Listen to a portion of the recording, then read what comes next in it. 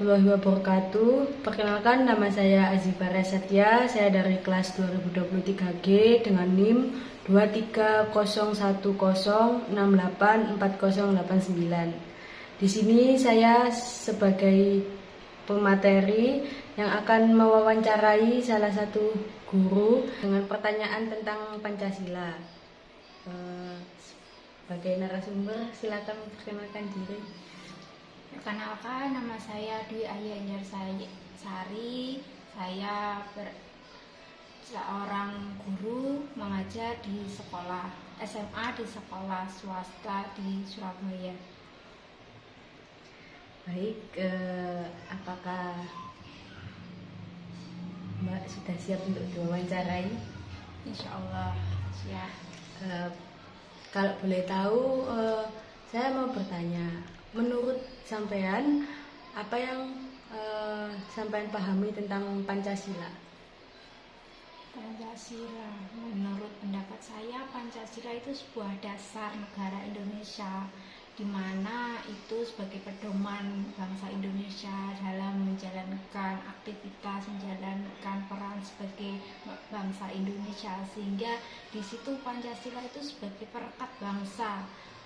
Sehingga di Indonesia kan beraneka ragam suku, bangsa, sehingga Pancasila itu sebagai pedoman dan sebagai pemersatu bangsa untuk meningkatkan sikap saling toleransi, saling menghargai, kemudian sebagai landasan bagi bangsa dalam menentukan kebijakan, menentukan dalam membuat segala upaya pemerintah membangun suatu bangsa, sehingga Pancasila itu sebagai pedoman bangsa dalam membuat perencanaan, melaksanakan pembangunan, sehingga di situ Pancasila itu sebagai mempererat bangsa, perbedaan yang ada, suku bangsa yang berbeda, sehingga menunjukkan harmoni sosial di masyarakat dengan berpedoman pada Pancasila. Oke, tadi mengenai pendapat tentang Pancasila. Terus kalau gitu Mbak, menurut sampean bagaimana sih relasi Pancasila dalam kehidupan sehari-harinya Mbak? Menurut pendapat Mbak, relasi Pancasila dalam kehidupan sehari-hari kan Pancasila terdiri dari 5 sila ya. Yang pertama, ketuhanan yang Maha Esa, di mana setiap manusia itu harus beragama dan memiliki keyakinan untuk taat beribadah. Dan di sini Pancasila untuk kehidupan sehari-hari kita sebagai bangsa Indonesia yang memiliki landasan Pancasila sebagai dasar negara, kita harus taat sesuai keyakinan kita. Seperti kita beragama Muslim, kita harus taat terhadap perintah agama, menjalankan sholat 5 waktu dan menjauhi larang-larangannya. Kemudian yang kedua, kemanusiaan yang adil dan beradab, di mana ini dalam kehidupan sehari-hari kita harus bersikap adil kepada masyarakat sebagai pemimpin atau kita sebagai generasi muda, kita sebagai manusia, kita harus bersikap adil terhadap sesama, saling berbagi, saling toleransi, saling mengembangkan sikap saling menghargai, sehingga keadilan sosial itu akan menciptakan ketertiban di dalam masyarakat. Kalau membicarakan tentang sila yang pertama kan tentang agama ya, apa sih menurut pandangan Mbak tentang menjaga toleransi antar beragama? Kayak gimana kita harus menjaga toleransi agama orang lain gitu? Cara menjaga toleransi antar agama itu kita tidak boleh bersikap etnosentrisme atau memandang kebudayaan kita, kepercayaan kita itu lebih baik dari kebudayaan lain. Kan kita sebagai manusia itu semua kan setara. Dalam agama kan semua itu sama, yang membedakan kan iman kita. Jadi kita tidak boleh melabel orang itu agamanya lebih baik dari kita. Sesungguhnya itu semua itu orang itu sama, yang membedakan adalah imannya gitu. Jadi kita harus saling menghargai perbedaan yang ada, karena dengan menghargai perbedaan yang ada itu akan termunculnya harmoni sosial di masyarakat. Sampai kan seorang guru di SMA nggih Mbak ya. Ya. Menurut sampean sebagai guru SMA ada nggak sih perilaku murid didik sampean itu yang apa ya kurang mencerminkan nilai Pancasila, kayak misalnya kan mungkin jarang sholat, misalnya ada murid didik yang jarang sholat atau melakukan ya, setiap anak kan pasti punya bandengnya masing-masing. Nah, menurut Mbaknya itu gimana cara mengatasi anak tersebut? Oke, ya terima kasih pertanyaannya. Setiap peserta didik itu kan punya karakteristik yang berbeda, gaya belajar yang berbeda, minat yang berbeda, unik, apa itu namanya, memiliki kompetensi yang berbeda, sehingga itu peserta didik itu bermacam-macam ragam, apa itu namanya, karakteristiknya, sehingga peran guru itu menyesuaikan. Kita sebagai role model, kita sebagai guru harus apa itu namanya melakukan pendekatan kepada peserta didik, apa kebutuhannya, kemudian apa itu namanya, peserta didik itu kan banyak ya yang perilaku seperti gurunya kan anak sekarang ya, generasi Z gitu, milenial, itu kadang ada yang membantah guru, beda dari anak yang dulu membantah gitu.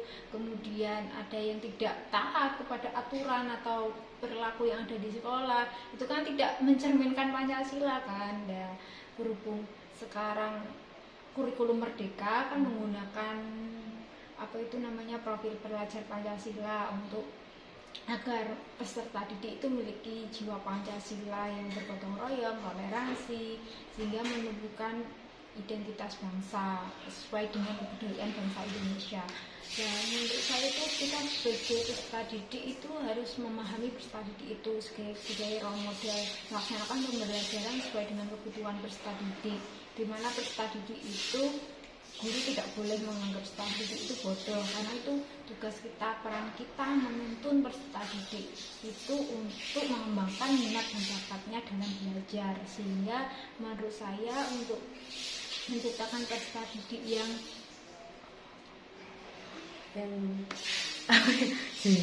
peserta didik yang sesuai dengan nilai Pancasila. Ya, nilai Pancasila. Ya.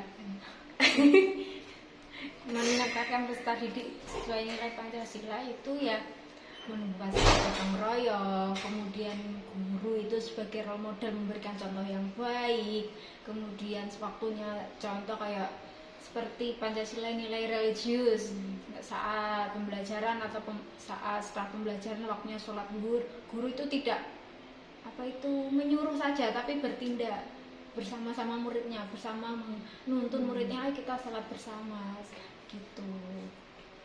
Baik, kalau gitu saya ingin bertanya lagi ya. Menurut Mbak, apakah Mbak itu percaya bahwa Pancasila ini merupakan landasan bagi bangsa Indonesia? Percaya. Kenapa? Karena Pancasila itu ibaratkan sebagai bangsa Indonesia. Bangsa Indonesia kan itu masyarakat yang religius pertama, masyarakat yang beragam, kemudian masyarakat yang memiliki landasan yaitu Pancasila. Di negara-negara negara lain kan tidak ada yang seperti Indonesia kan, sebagai masyarakat beragam, kemudian religius, kemudian sebagai bangsa yang berbhinneka tunggal ika. Apa itu namanya? Percaya bahwa landasan itu landasan Pancasila itu sebagai kemajuan bangsa Indonesia. Apabila bangsa Indonesia tidak memiliki landasan Pancasila, kan kita kan masyarakat yang multikultur, Bhinneka Tunggal Ika, apa itu namanya, beragam suku, budaya, agama, etnik.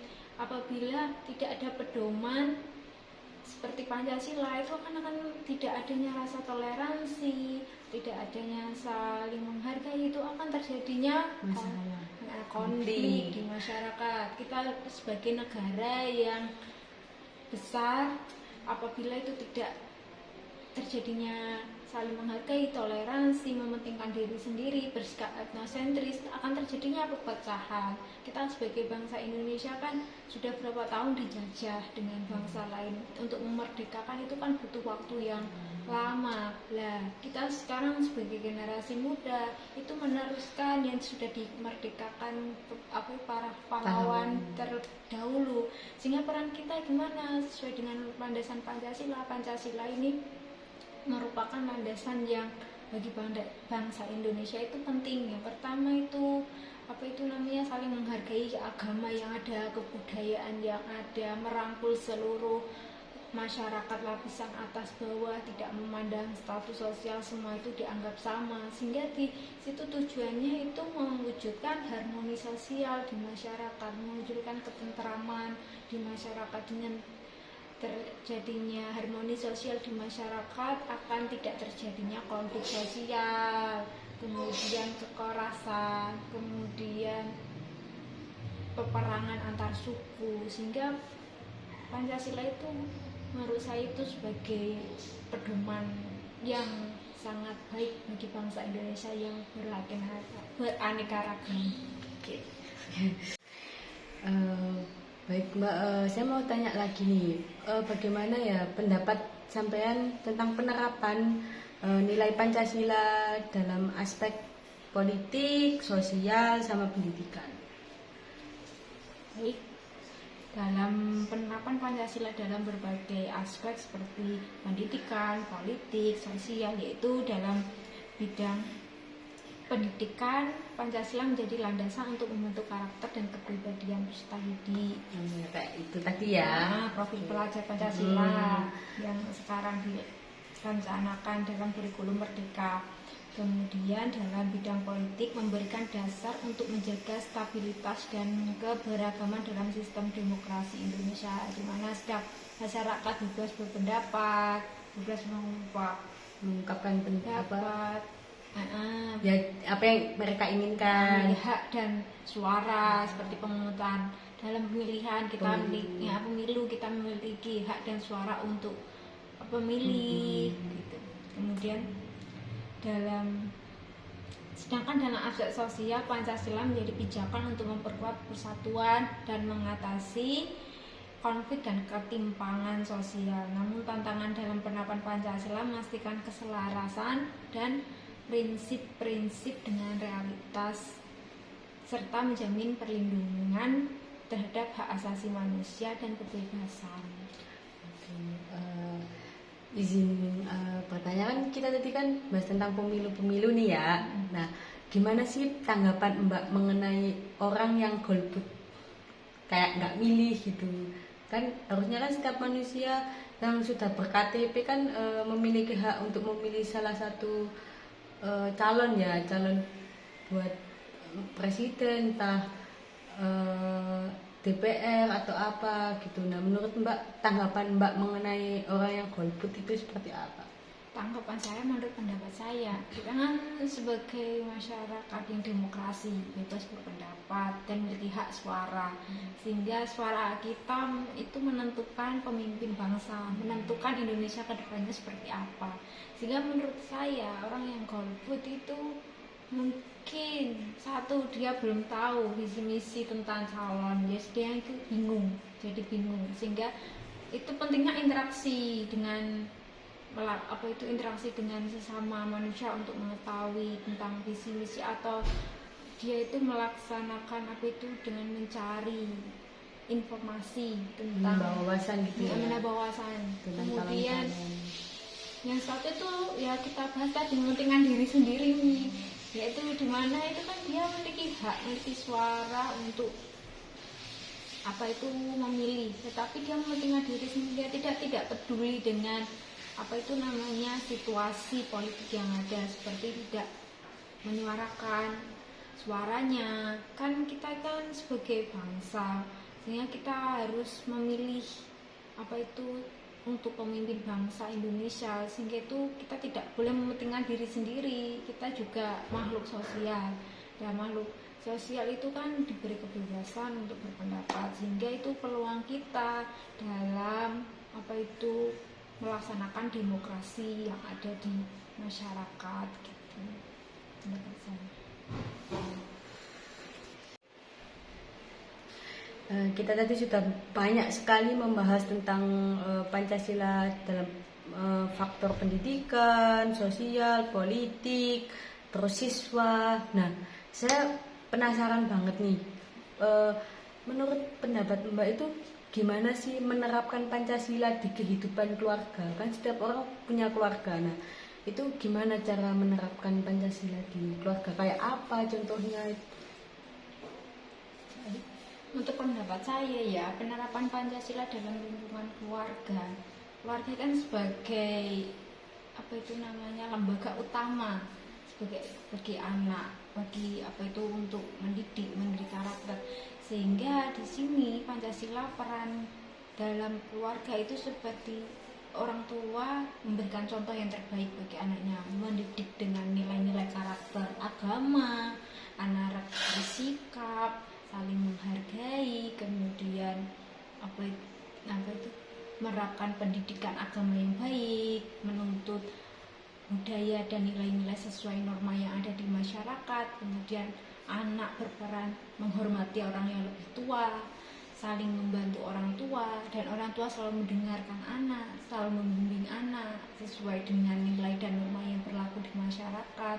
Kemudian selalu memperhatikan perkembangan anaknya, kemudian tidak mementingkan diri sendiri. Orang tua berperan dalam apa itu namanya mencari nafkah, kemudian ibu berperan sebagai ibu rumah tangga. Di situ saling menghargai, saling berkolaborasi untuk menanamkan nilai-nilai Pancasila pada anak, memberikan contoh yang terbaik bagi anak-anaknya. Kemudian di situ orang tua juga harus mendengarkan anak, apa keluhanmu, apa hambatannya dalam prosesnya, kemudian sehingga anak selalu diperhatikan, dan itu akan memunculkan anak juga harus saling menghormati orang tua, mendengarkan, patuh terhadap apa yang dikatakan orang tua dan tidak membantah, kemudian saling terbuka, saling berdiskusi apa itu tentang permasalahan yang ada,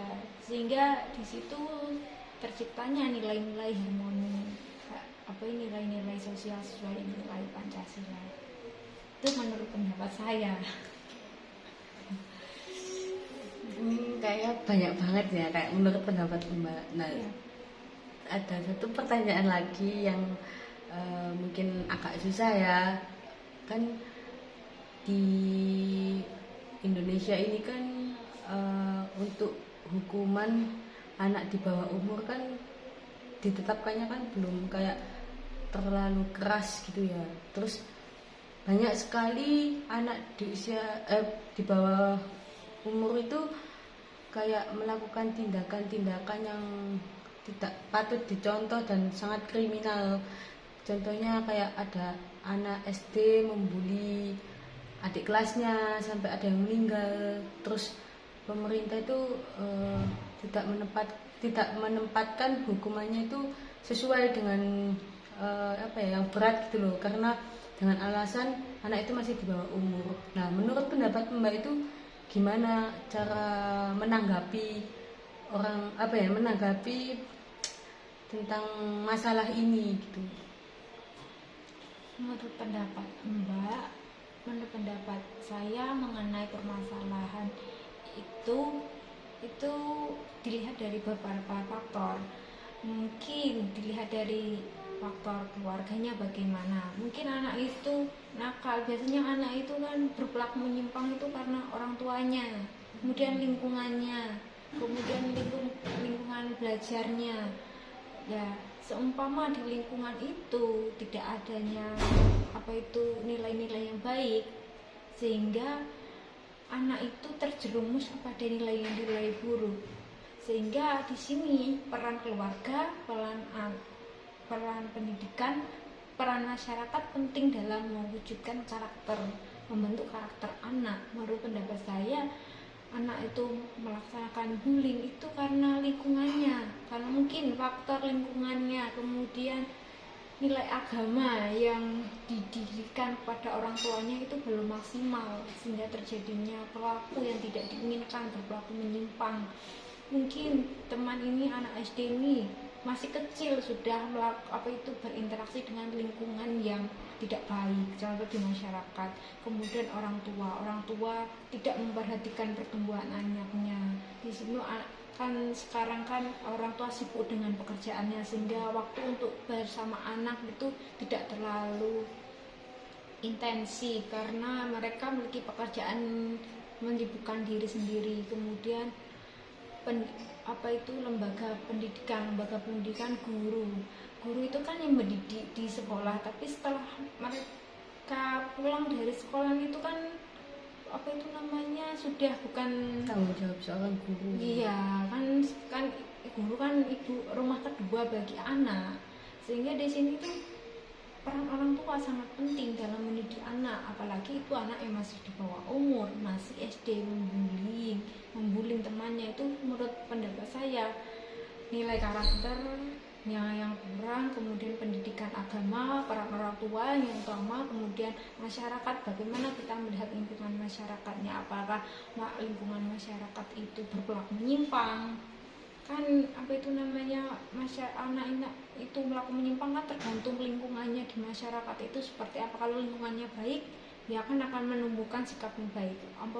Perilakunya menyimpang, banyak melakukan tindakan yang tidak diinginkan, tidak sesuai dengan nilai dan norma, itu akan menimbulkan itu perilaku menyimpang dari anak itu menurut pendapat saya. Sehingga peran ketiga masyarakat, orang tua, pendidikan itu sangat penting dalam menumbuhkan karakter dan belajar anak. Mungkin mbaknya punya solusi bagaimana cara kayak anak di bawah umur tidak dipenjara gini. Nah, bagaimana kayak solusi mengatasi anak itu tadi yang sebagai pelaku pembulian itu kita harus apa? Bagaimana ngatasinya? Kayak kadang kan mungkin direhabilitasi ya, kayak diperbaiki cara pemikirannya, terus dirubah. Nah, itu menurut mbak bagaimana caranya? Menurut pendapat saya nilai-nilai agama ya yang paling penting, di mana anak itu akan menunjukkan nilai yang baik. Kalau kita nilai agamanya baik, insya Allah kan tindakan kita kan juga baik. Kemudian orang tua juga harus memberikan contoh yang baik, harus menanamkan nilai-nilai yang baik sejak dini, sehingga anak itu tidak berperilaku menyimpang seperti itu. Kemudian lingkungan masyarakat, keluarga itu harus melakukan batasan, ya tidak membatasi anak tapi melihat lingkungannya. Kalau lingkungannya baik, kita sebagai orang tua, semua orang tua itu boleh anaknya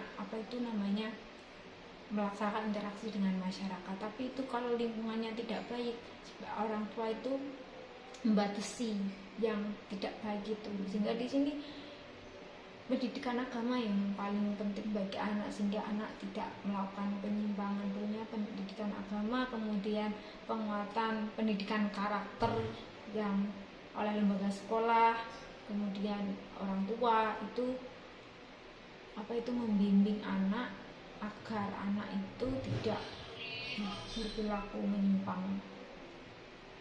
Oke, baik,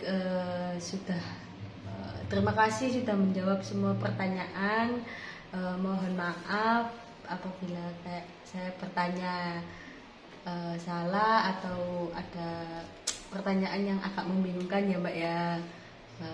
Terima kasih banyak sudah membantu dan mau untuk diwawancarai. Iya, terima kasih. Saya juga ya terima kasih. Itu kan pendapat saya, kan saya juga masih belajar ya kan. Sebagai seorang pendidikan kita harus belajar terus. Manusia kan. Manusia harus belajar. Tapi juga maaf kalau ada jawaban saya yang kurang memuaskan dalam menjawab pertanyaan Mbak. Kemudian ya kita juga sama belajar ya Mbak. Saya tentang Pancasila, yaitu pengetahuan saya, tolong dimaklumi bila ada salah kata atau salah ucapan yang tidak berkenan gitu. Terima kasih yang sudah menonton. Semoga bermanfaat. Kami berdua mohon maaf apabila ada salah kata. Video ini kami tutup. Wassalamualaikum warahmatullahi wabarakatuh. Waalaikumsalam.